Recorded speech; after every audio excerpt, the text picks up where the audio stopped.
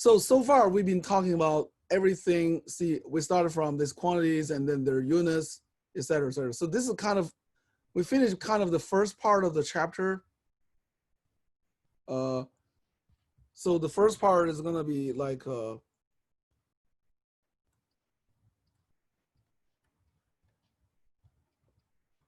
everything about like quantity and units, basically. Okay.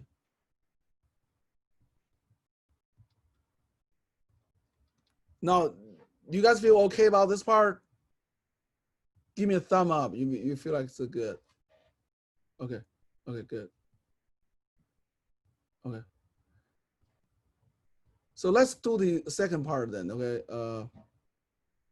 The second part is actually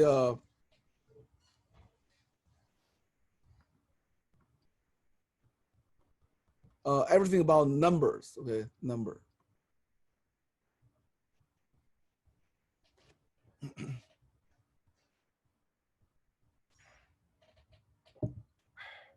Okay, we got right now it's like 10:40, so we got about 35 minutes. So that's pretty good. Okay, so let's talk about number part. Okay, what do we need to know about? Like again, this is a fun introduction, right? So let's start from talking about something called significant figures. Okay.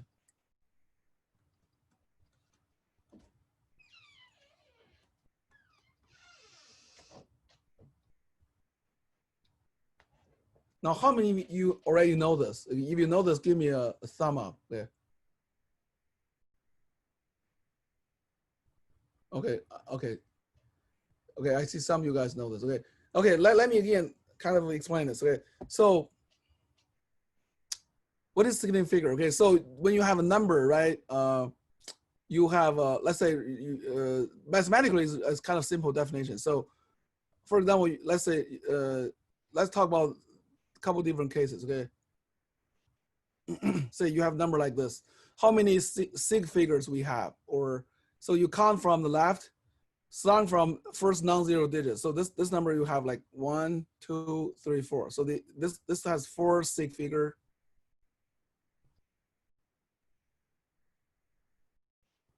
Okay. Now next one, let's do 0.0057. Okay.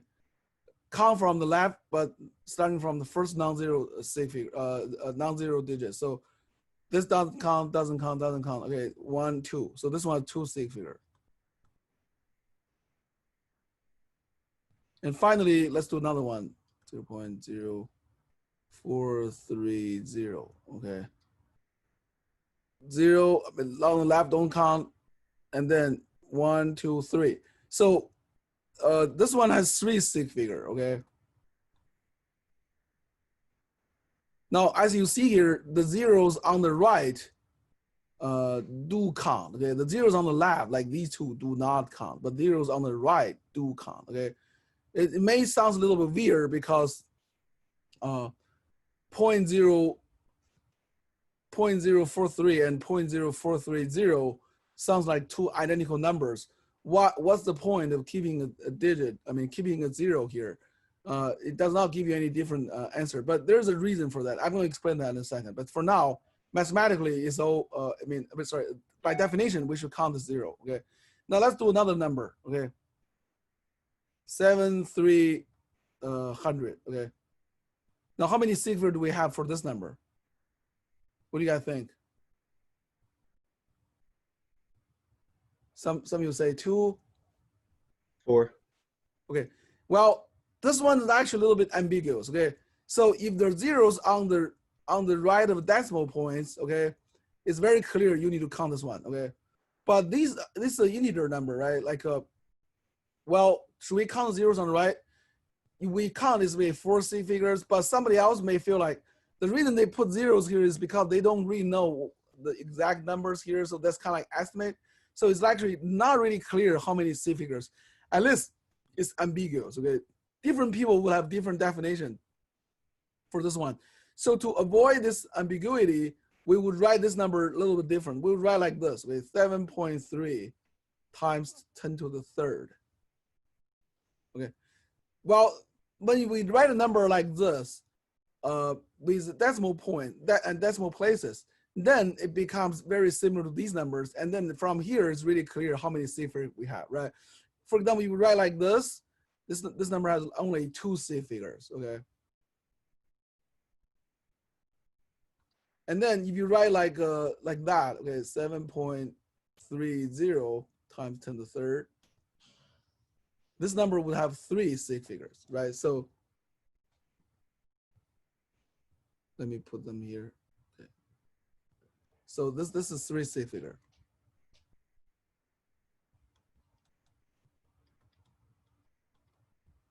That clear? So if you have when you do lab or something, if you see a number like integer number with zeros on the right, try to write it in scientific notation, okay? And then we'll know clearly how many C figures we have, okay? Now let me try to explain why do we count the zeros on the right, and then what is the point of introducing the C figure in the first place, okay? Essentially, this comes from measurement. So when we measure something, okay, for example, from meter stick, okay,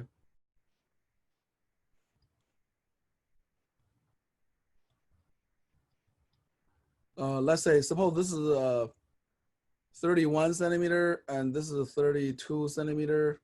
Okay, this is a ruler, part of the ruler. Let's say, suppose you have something falling right here, right? This is the object you want to measure the length. Well, based on this, right, you would read, okay, this is 31, right? So this is 31.5. So you read 31.5, and then, but there's this part here, right? You would read estimate as a maybe 7. So write this like 31.57 centimeters for the length of this object. Well, the last digit here is a estimate, okay? It's kind of convenient to, it's convention to keep 1 digit as the estimate, and it makes sense, right? Because this is falls between the ticks. There's no way to tell whether exactly how much it is, so you have to give an estimate. But on the other hand, there's no point to estimate more than 1 digit. You don't want to estimate another digit here because this one's already an estimate. So just keep 1 digit of estimate. That's good. Okay. Now, what if you you have something that falls exactly? Let's say another object that falls exactly here. Okay. You feel like this falls exactly here. Well, instead of writing it like 32 centimeter, we write 32.00 centimeter. Okay. Now, okay, let me put a different, let's say, okay, that's good. So see, we put 2 zeros here. Why? Because based on the same argument here, right? This 0 here is exact because we know definitely it based on the scales we have here, it's definitely 0 for this digit, meaning like there's nothing it's definitely not 1 because if it's 1, it'll be here, right? So this 0 is definite. Then this 0 here is actually an estimate. Okay. I really want to let me try. Maybe let me hold on. I don't know what. Okay, let me clear to this. See, let me give it different. Let me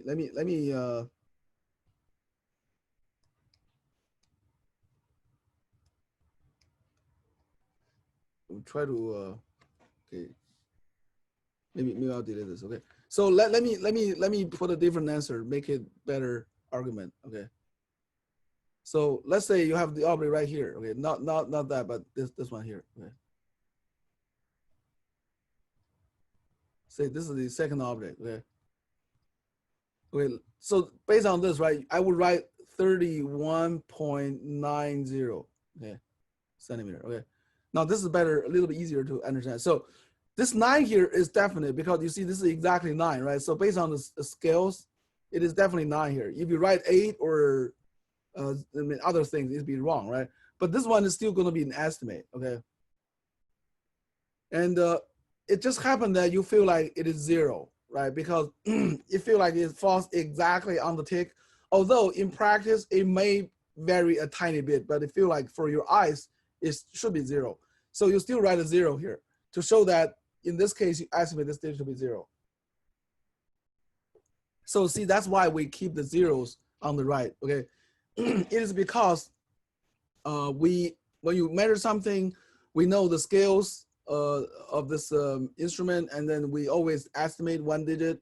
And then, so when you keep the 2 digits here, people who read this number will understand that this digit here is an estimate. It's the same, it has same accuracy as these numbers. You know, if you write like this, 31.9, they would feel like this digit here is not accurate. You know, this digit is estimate, but it's actually, in this case, is actually this digit. So we don't write like this, we write like that, okay? That makes sense? So the zeros on the right kind of tell us some information about the instrument we use, okay? The accuracy of the instrument, okay? Okay, so, and actually the same thing for the sig figures, okay? We need the sig figures because we need to, when we calculate things, with our numbers from experiments, we need to know how many digits we keep, okay? So there are 2 rules, let me write it down here, okay?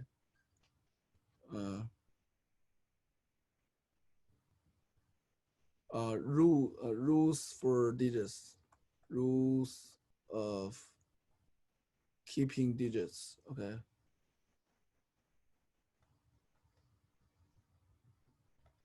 So the first rule here is about addition and subtraction, okay? The rule here is to keep the least number of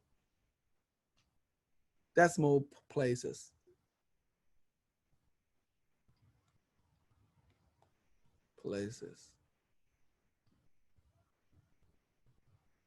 Okay, so what do I mean? Okay, say you have a 2 numbers, 2 point, I don't know why this thing comes out. Let me, sometimes I use Mac and sometimes Mac does this, so I don't know why. So, okay, so here it is again, okay?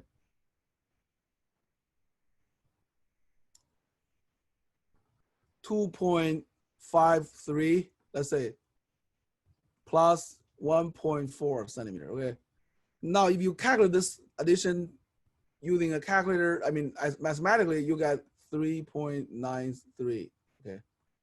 But based on this rule here, we need to keep the least number of decimal places. So this number has 2 decimal places. This number has 1 decimal place. So we need to keep only 1. So we'll run off the last digit. So it'll be 3.9 centimeter. Okay. So now why do we do that? Okay. Again, this comes from the discussion of measurement. So when you measure this length here, it's understanding that this digit here is estimate. Okay. Well, for this number, the last digit here, that's estimate. So in the end of the day, right, if you add them together, starting from this digit is already an estimate, right? Because this digit here is estimate. So you have 2 digits here that's both estimates. So we don't need to keep that many digits. That's why we take 1 off. That one we keep the less accurate digits, you know. I mean, we keep the number of digits we keep is follows the less accurate number. Okay, this one only 1 decimal place, so we only keep 1 decimal place. Okay. Now another rule we have is when we do multiplication and division. Okay. So this rule is keep the least number of okay. I'm sorry, I missed number here. Okay. Keep least number of significant figures. Okay. So let me give you another example. So 2.53 times 1.4, okay? Okay, for this, I need to use my calculator because I don't remember. I cannot do it right now, I mean, directly. So let me use my calculator. So 2.53 times 1.4, okay. So I got directly 3.542 centimeters square, okay? Now, according to this rule, we would keep the least number of sig figures here. So this number, how many sig figures we have for this first number?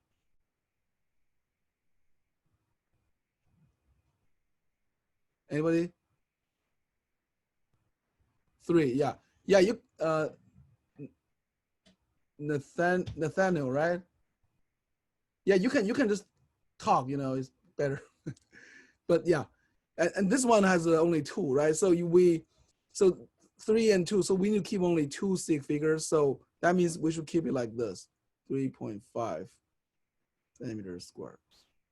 Okay. Now you may feel like, why do we focus on the sig figures instead of the decimal place? Well, the idea is actually the same thing. So it's estimate this digit and estimate this digit, okay? But when you're doing multiplication or division, the arrow propagates more than the addition or subtraction. So when you do addition or subtraction, this digit will be affected, right? All right, but this one here, see, when you do 2.53 multiplied by 1.4, see this one, you multiply all the 3 digits here. So it's gonna affect a lot more digits than the addition.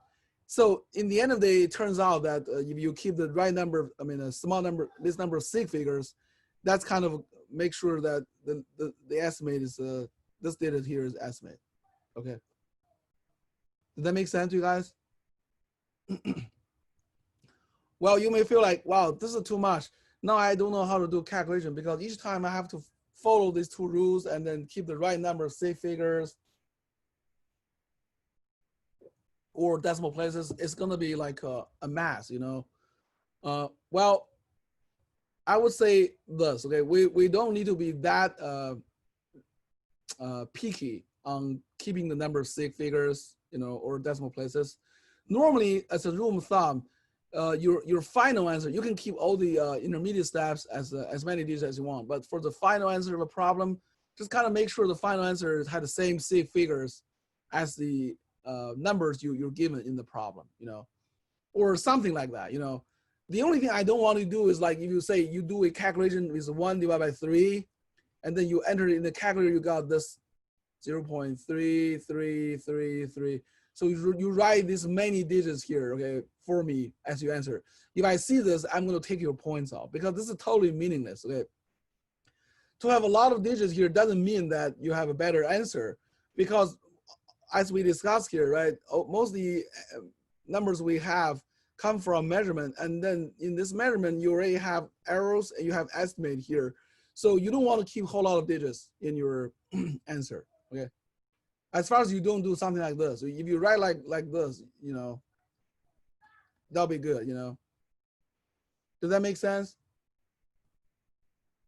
Okay, good. So, but in our lab, especially the first lab, we'll do one that kind of using this rule. So in that lab, we need to follow the rules, but otherwise we don't need to worry about too much, okay?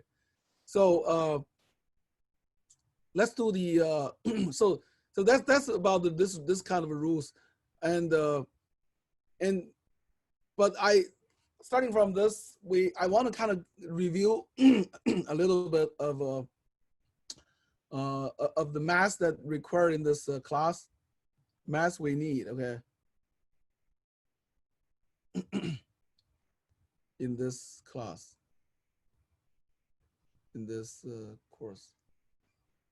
Let me again move this thing to the left.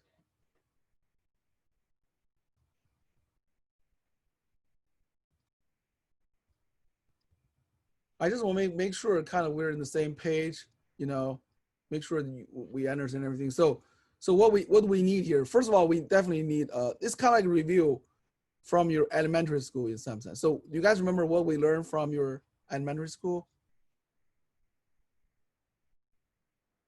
What kind of math you learned? Okay, that's called arithmetic, right?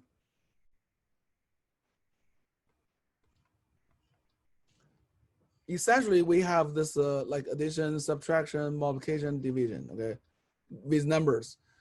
Well, this part, I assume you guys pretty confident, right? You can do whatever of these calculations, right? And well, as we know, right, you can get help of a calculator, you know, if you, for like complicated like 3 digits multiplication or division, you can use a calculator, right? So we don't need to talk too much about this part. Now, the only thing I want to mention here is maybe let me test you a little bit. So try to do this calculation and tell me what you got, okay? I'll give you like 1 minute. 1/3 plus 2/5, okay? Send me, send the answer, send a message for me as for the answer, yeah.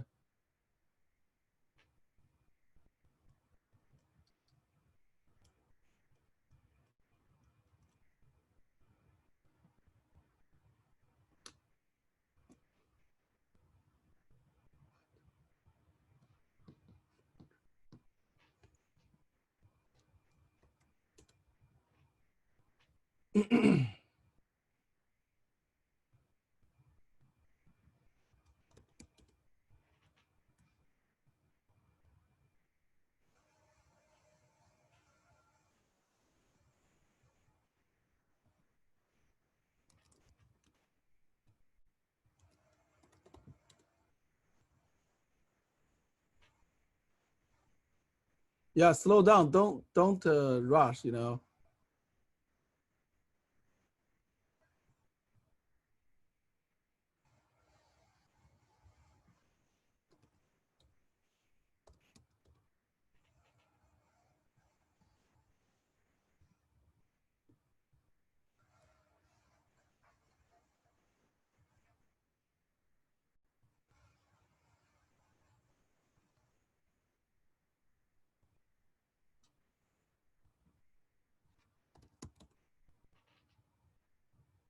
Okay. I'm still like some of you gave me the answers, but some you haven't. So okay. Okay, good. I guess we got it most of the answers. Okay. So I guess the only thing I don't want you guys to do is if you got like 3 eighths, that'll be totally wrong, right? You just add the numerator together and then the denominator together. That's totally wrong. So just don't do that. Okay.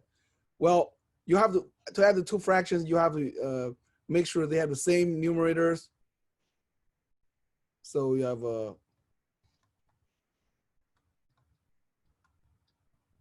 5 15ths plus 6 15ths. That's like 11 15ths, right? Okay. So actually, we don't use a lot of these. We don't do a lot of the calculation with fractions. Mostly when we do addition, subtraction stuff, I mean the multiplication, division, we keep our numbers as number of these decimal places. So this kind of calculation, we don't really do much, you know. So so that's not.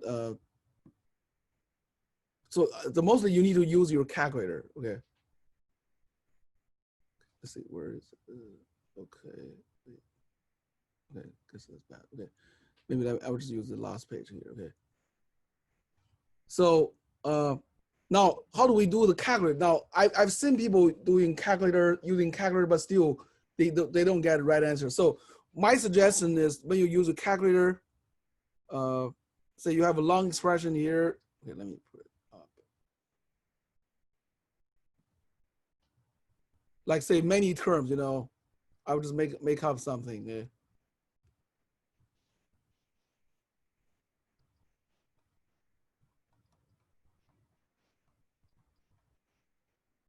Suppose you have this long expression, okay?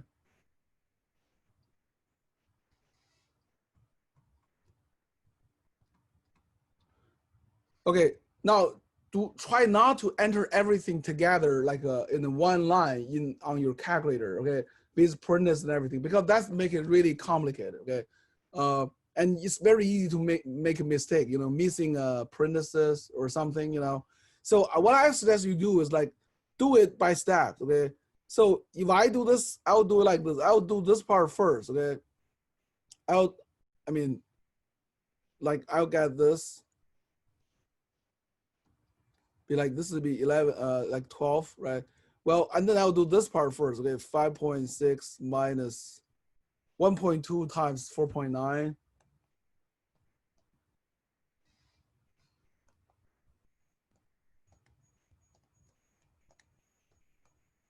So I got 5.88, okay? And then I'll do another step to calculate this in the numerator. So you have 4.3 times 3.14 times 12. that give me 162.054. And then do another subtraction, 5.46 minus 5.88. So got negative 0.28. Okay, and then in the end, I do this division. Okay, 162.054 divided by 0.28. Okay, so I got like negative 578.76. Okay, so again, my point is when you have a pretty complicated expression, try to do the by steps. Do not try to get answer directly immediately. Okay, and break it down. Write a couple steps on a piece of paper. This help you to get the right answer. Okay, that makes sense. Okay, so we're done with arithmetic. So what's the next? Okay, do you guys remember what we learned from middle school in math? Algebra. Algebra, exactly. So algebra. Let me write algebra here. Okay.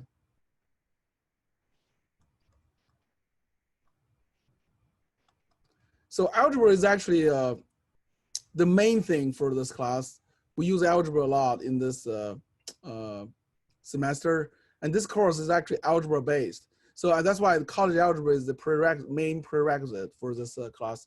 So what do we need to know in algebra? Okay, the first thing is like we use symbols in algebra, right? So instead of putting numbers like those numbers, in algebra we use like A, B, C, X, Y, these symbols, right?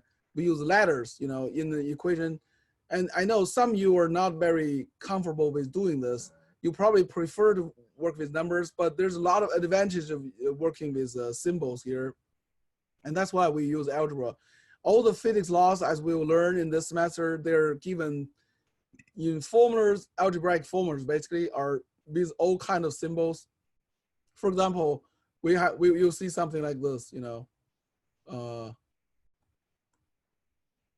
see this formula here, there are some numbers here with 2 and 2, but other than that, they're all symbols.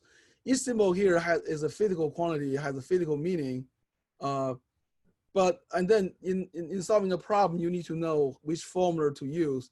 And then in specific problem, you need to plug in numbers to those quantities and then solve something from it. So you need to get used to this way of thinking.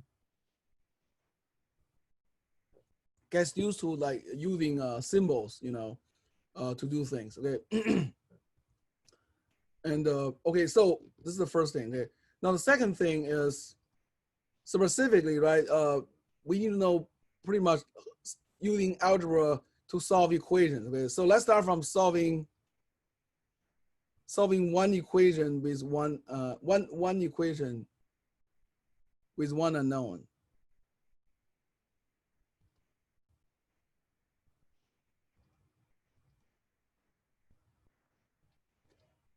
Okay, so for example, like I would write a simple example here: 2x equal to 4, right?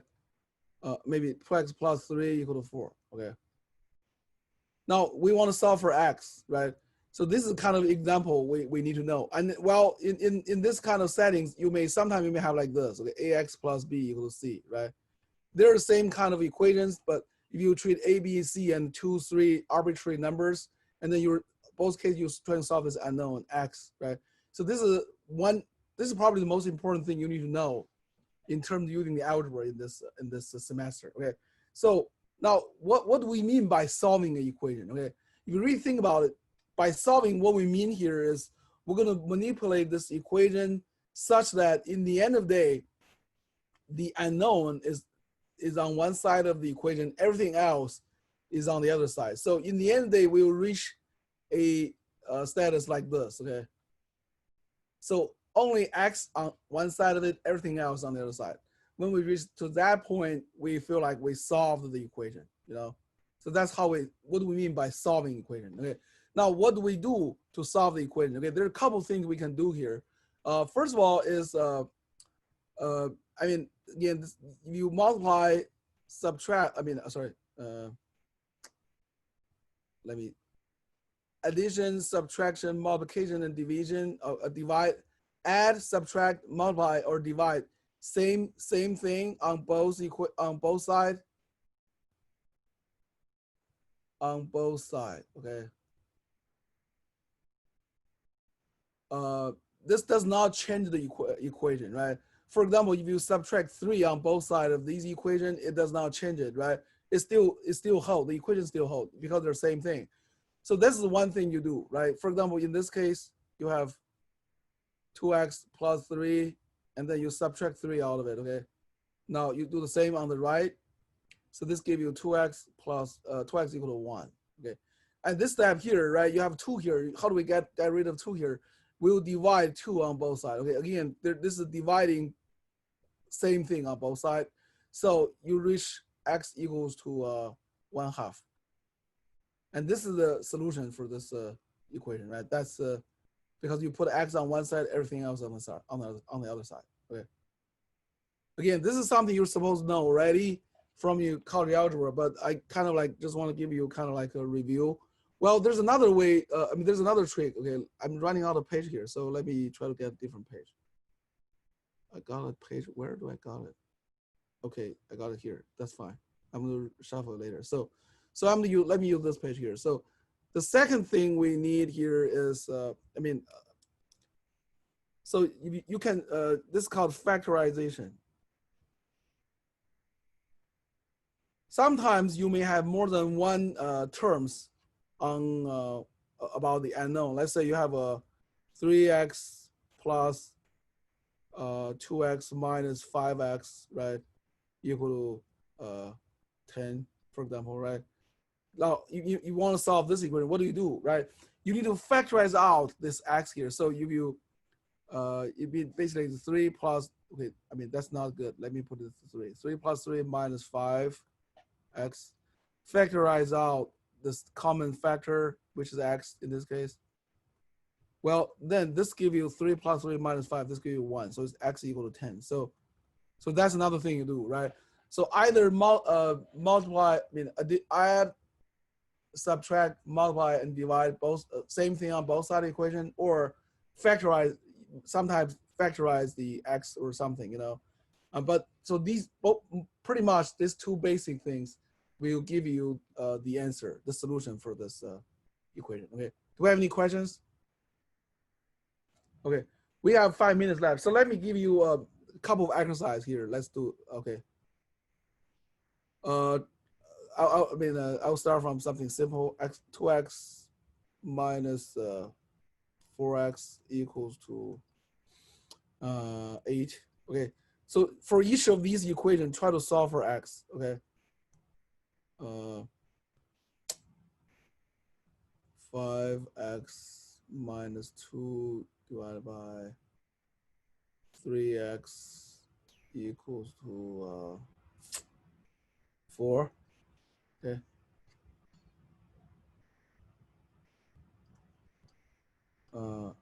Ax minus bx divided by c equals to d. Okay. Okay. Try to solve these 3 equations. Okay.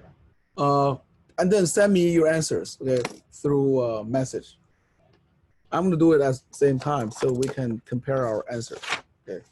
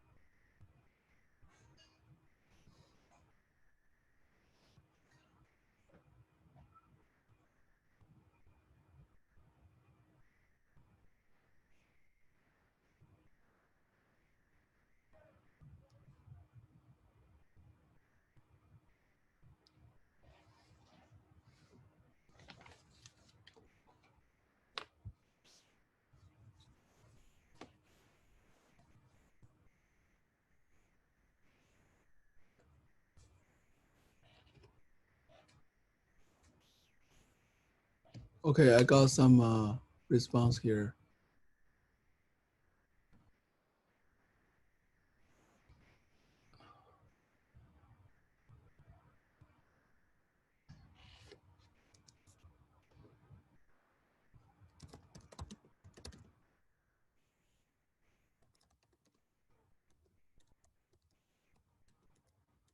Okay, if you cannot finish, just send me the first two. If you have the first two answers, just send me that or whatever you have, you know, because we're almost run out of time. So just send me whatever answer you got. You know, if you only have one, just send me one. At least I can tell, I mean, how much you get. You know.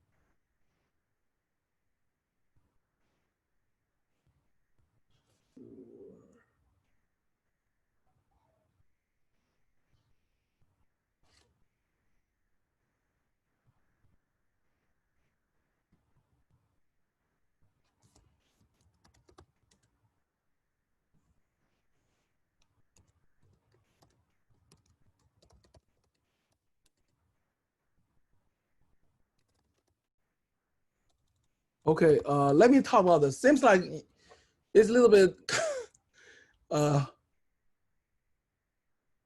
Okay, let me explain. Okay. Okay. Okay, let me do this. Let's do this together. Okay. So first one.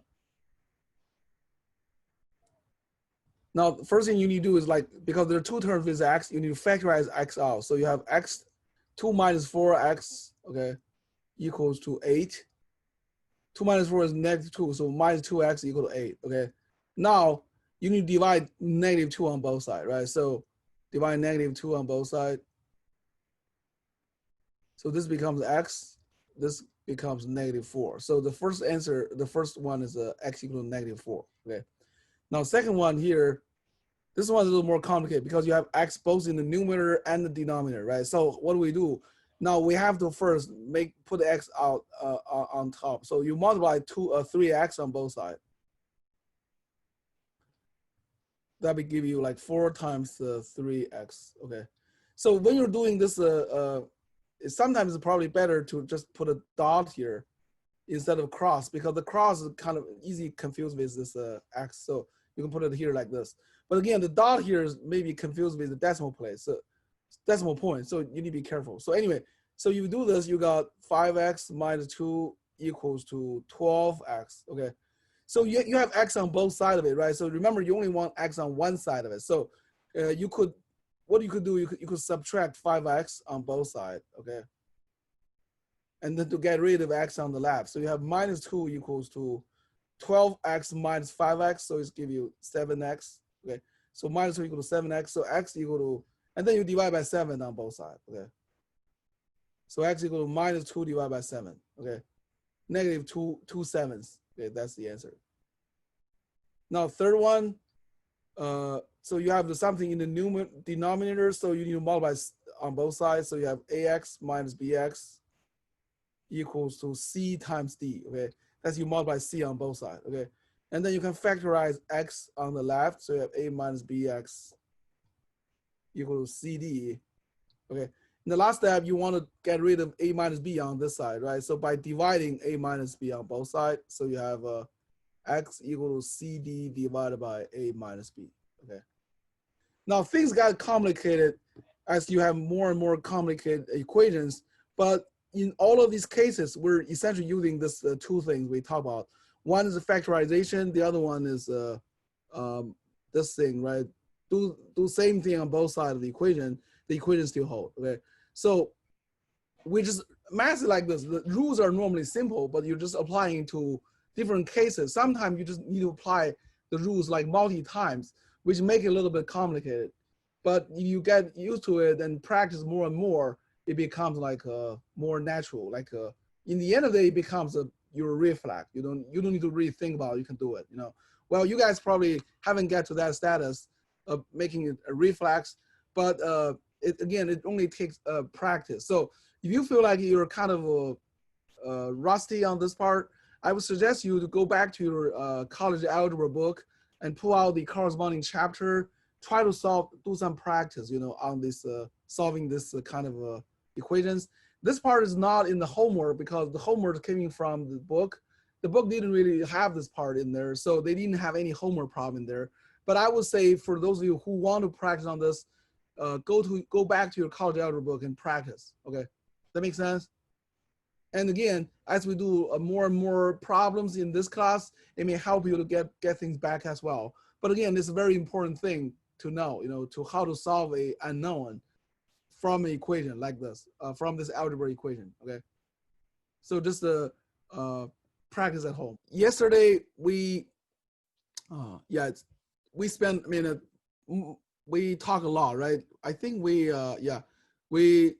start from so we're doing chapter 1 again. This is kind of introduction. The title of chapter 1 is unit and trigonometry. So anyway, the day before yesterday we start from here. We kind of fundamental physical quantities, and then we talk about derived. I think we started talking about derived quantities yesterday, and then we talk about dimensional analysis, or essentially just unit analysis, and then we talk about unit conversion, and we did some exercise here, and then we talk about about numbers. We start from stick figures, and then we kind of explain how do we measure things, and there's always going to be an estimate or error in some sense, okay, in your measurement, and then from that, we have two rules to keep number of digits. As I said, when you do a homework problem or something, you don't need to worry about too much. I wouldn't take your points off if you put in like one more digit or something, but it's just something useful to know. It should keep in mind, when you're doing, especially doing experiment, okay? And then we talk about the math we need in this course. Start from arithmetic, which is pretty much like, this is kind of trivial, but when you do like long expression in your calculator, try to break it up into a couple steps. This actually make it less likely to make a mistake. Okay, and then we talk about algebra, which is the center part of this of the math of this class. So basically, we use symbols instead of numbers in algebra. That's why it's called algebra. Okay, and then one key thing we need to do here with algebra is solving one equation with one unknown, okay? And as I said, pretty much there are two ways to do it. One is doing this, do same operation on both sides of the equation. Another way is like, another thing you need to do factorization, when you have a couple with more than one term that has x involved. And we did some exercise here. Okay, so this brings us to the next topic. Okay? Do you guys have any questions, by the way? I know you guys are a little bit rusty, but some of you guys are a little bit rusty on doing this. But just go back to your college algebra book and find the corresponding chapter. Do a couple of those, and make you feel more comfortable. And we'll do more in this class as well. So let's continue along that. By the way, I'm going to upload this file to our Blackboard as well. I'll call it lecture 1 note. Okay, so after each chapter, I'll put the whole chapter's note onto Blackboard. That kind of help you to study, as well. I know you guys write notes as well, which is a good thing to do. While you're writing your note, it's not only you're recording what I'm doing here, but also it kind of help you to kind of concentrate, focus, and also help you to think. So anyway, so the next subject I want to talk about is still algebra. But sometimes in this class, we solve two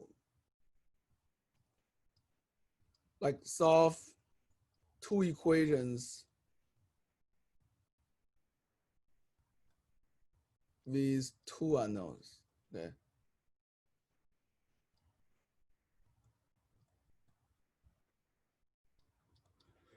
Actually, sometimes we'll have 3 equations with 3 unknowns, but the idea is very similar. So we'll just focus on this thing, solving 2 equations with 2 unknowns. Okay. So for example, let's say 2x plus y equals to 5, and then x minus y equals to, I don't know, I'm just putting some number here, 6. Okay. Suppose you say you have this 2 equation here. Okay. Now you want to solve 2 unknowns. You have 2 unknowns. Well, first of all, you understand, right? if you only have one equation with two unknowns, you cannot solve both of them, right? Again, you don't have to prove it. It's kind of like a common sense or intuition, right? You can only solve one unknown if you only have one equation, right? If you have two unknowns in the equation, that normally means there's more than one solution to it because you can plug in different combinations of x and y, it still satisfies the equation. So mostly for us, the number of unknowns should be equal to the number of equations we have. So that means in the problem, in the word problem we will solve later, sometimes you see this kind of a, okay. Do we have a question there? No? Okay, okay, good. So sometimes you see, you need to set up more than one equation, but, and then you worry about with too many equations or, I mean, too many unknowns or something, but don't worry about, in the end of the day, whatever given in the problem will definitely leads to a unique answer, unique solution to the problem. So anyway, so let's come back to this. Okay, do you guys know how to solve these two equations, these two unknowns? What's the basic method to do that? Solve for one of them and then plug it into the other one. Yes, yeah, we have a math major here, so Blake knows. So this is called method of substitution, okay?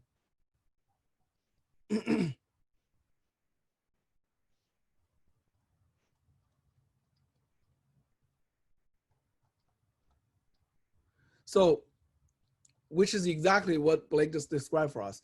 Basically, okay, let's start from here in this case, okay? Okay, suppose, let's pick equation 2, okay? So how do we do this, okay? The idea is you would, in equation 2, we have two unknowns, but we'll pretend for a second that there's only one unknown, okay? Let's say, suppose x is the unknown, y is just some symbol, and but we know it's not an unknown, okay? Then we would do the same as we did for solving one equation with one unknown, meaning we will try to solve for x, meaning we want to keep x as on one side of the equation, everything else on the other side. So in this case, we'll simply add y on both sides, so it gives us x equals to 6 plus y, okay? So we kind of solve for x, but it's really not solving because we still have an unknown here. But then what we'll do is we plug it into equation 1, okay? So let's do that, okay? Plug this thing into there. So what we're gonna have is this, 2 times 6 plus y equals to y, I mean, plus y equals 5, okay? Now, after we do that, see, look at this equation we have here, okay? Now, really, we only have one unknown, which is y, okay? That's the method of substitution. So we kind of solve one unknown and we plug it into another equation. By doing that, we get rid of one unknown. So there's only one unknown with one equation, okay? Now you can really solve for y, just like we did before by solving this one equation with one unknown. So for first of all, multiply 2 in there. So you have 12 plus 2y plus y equals to 5, okay? And then these two terms combine, you have 3y, right? And then the 12, you want to move it to the right. So you subtract 12 on both sides of the equation. So we have 5 minus 12, okay? So that gives you 3y equals to negative 7, okay? So y equals to negative 7 over 3, okay? So we got y. But that's not it because we have two unknowns. We have x we need to solve for. Now, after we got y, it's easy to plug it back to here to get x. So x equals to, where is my, okay. X equals to 6 plus y, which is 6 minus 7 over 3. So that's basically 18 over 3 minus 7 over 3. So that gives you 11 over 3. So so that's the solution, x and y, okay? That's called method of substitution, okay?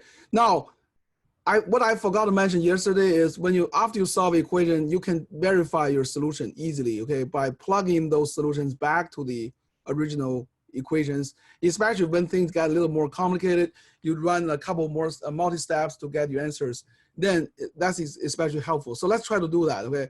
So try to plug them into the first equation, 2x plus y equal to 5, okay? So 2x plus y equal to 5, okay? Now with the solution we have 2 times 11 over 3. Well, y is negative 7 over 3, right? So this is the left-hand side, okay? Well, together, this is 22 minus 7, that's 15 over 3, that's 5. So that equals to the right-hand side. So the first equation is indeed satisfied, okay? Now let's try the second equation. We have x minus y equals 6. So for the second equation, x minus y equals 6. So you have 11 over 3 minus negative 3 over 7.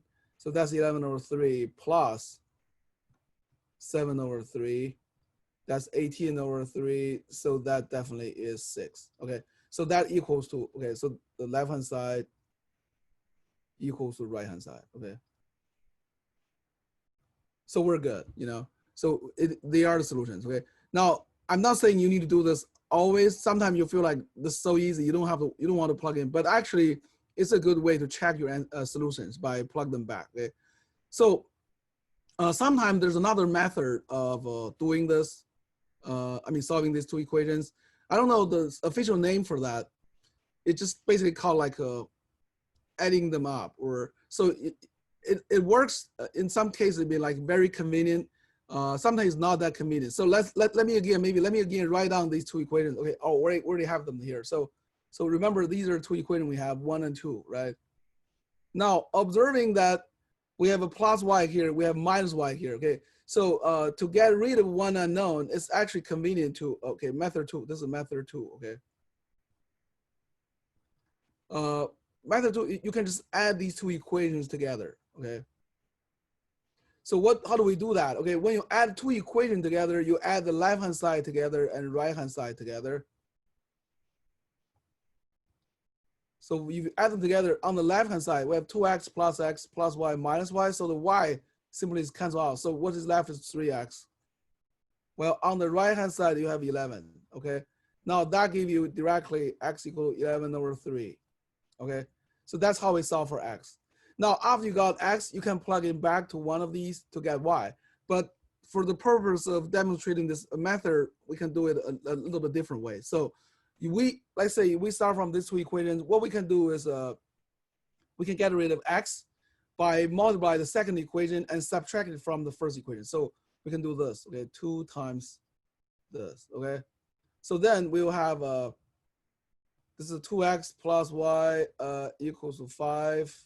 And then subtract, okay, this is a 2x minus 2y equal to 12, okay? Because we multiply 2 on both sides, okay? So by doing the subtraction here, this x term is gone, okay? So y minus negative 2y, so we have 3y. And then we have 5 minus 12, we have negative 7. So that gave us y equal to negative 7 over 3, okay? So that's another method, okay, of solving these two equations, okay? Yeah, I know for some of you, this may be too simple, especially if you already taken calculus, like a couple of math majors we have here. But I think it's very useful for a lot of you guys, based on my experience of teaching this class. For algebra-based class, this is kind of, sometimes kind of, I mean, you guys already forgot about tons of stuff. So does that make sense to you guys? So either way works, okay? Now, if you feel like too much, just use the method of substitution. It's a little bit, I mean, it's guaranteed that you can solve the equation, okay? Well, the method 2 is kind of fancy and neat, but I mean, I don't care. As far as you solve the equations correctly, got the correct answers, we don't care, okay? So that's about the algebra that we need in this class, okay? Now if you notice, these are kind of simple equations, because sometimes like you may have more complicated equations like x squared, right? Like this, for example. This kind of thing, but this is called quadratic equation, okay? Quadratic, because it has power 2. Well, you could have more than that. You can have cubic equations or even more higher orders, but we don't need to worry about them, okay? Even this one, I don't think we need to solve exactly these kind of equations. I mean, mostly it might be in 1 or 2 cases for a little bit advanced problem, we need that, but mostly we don't need that, okay? But do you guys know how to solve these kind of equations? Quadratic equation? Do you guys remember? I know the math majors certainly know. Hannah, do you remember how to solve this? Okay, there's something called quadratic formula.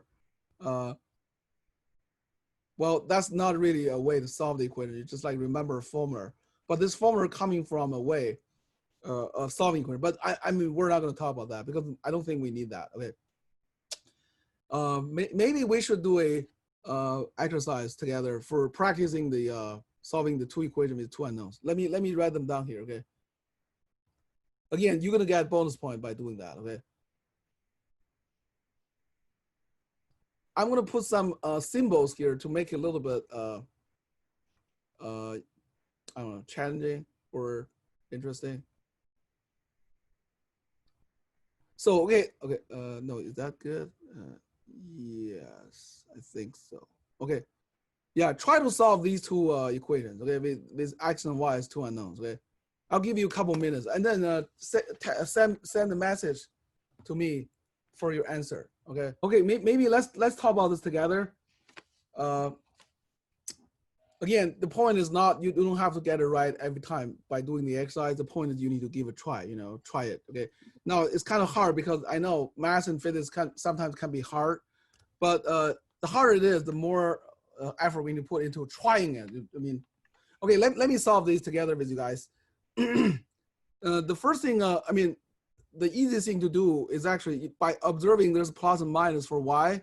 The easiest thing is probably using the second method. You know, we can add 1 and 2 together, and then this will cancel out because there's plus minus y, so the y is going to be gone. So the only terms will be about x.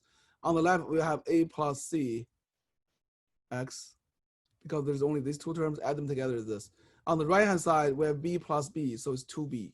So that gives us x equals to 2b over a plus c, okay? By dividing a plus c on both sides, okay? After you got your x, you can plug them back in the first one to get y. So because in the first one you have y equals to, right? If you move this term to the right, you subtract ax on both sides, you have b minus ax. And just plug in x in there, so you have b minus a times this thing, so it's going to be 2ab divided by a plus c. Okay, so that's the right answer. Okay, now if you use this method of substitution, you can get the same thing. Let's do the method of substitution as well. So for example, if you do method of substitution, right, you start from this, from the first equation, you got y equal to b plus b minus ax. You plug this into y, so start from y equal to b minus ax. This is your first equation, and then plug into a 2, okay?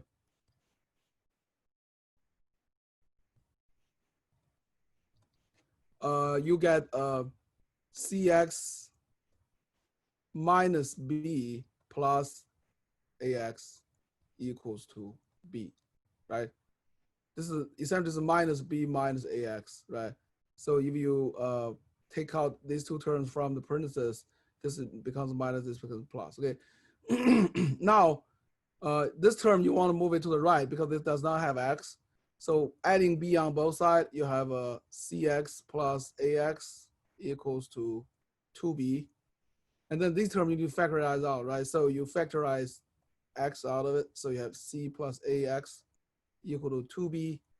Divide this on both sides, you got x equals to 2b divided by a plus c, okay? So that's the same answer as this one, okay?